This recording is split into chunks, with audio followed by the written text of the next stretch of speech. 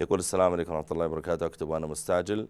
شيخنا الكريم أنا طالب في الهند أدرس رمضان هذا حسب لجنة الهلال، بدأوا يوم الاثنين ونحن نصوم معهم في هذه الليلة. طلع الهلال واضح، هل نواصل مع الهنود صيامهم ونصوم مع السعودية؟ أنت ما دام أنك مع لجنة علماء معتبرة فصم معهم، صم معهم.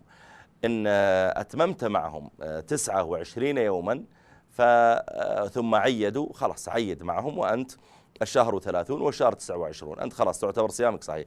إن رجعت إلى السعودية لأجل أن تعيد مثلا مع أهلك، ثم لما صار العيد في السعودية ورؤية الهلال صريحا، فإذا أنت قد صمت 28 يوما فقط فأفطر مع أهل السعودية ثم اقضي يوما بعد ذلك، لأن لا يمكن أن يكون الشهر 28 يوم.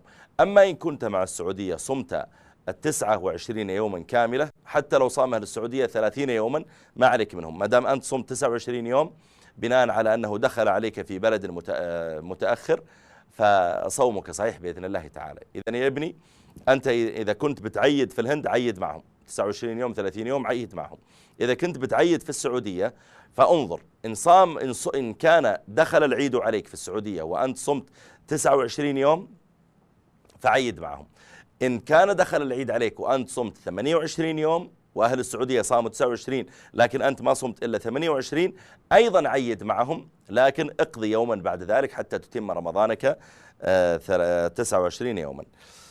هذا يقول ماذا تفعل المرأة التي وضعت حملها في رمضان ولم تقضي بسبب الرضاعة؟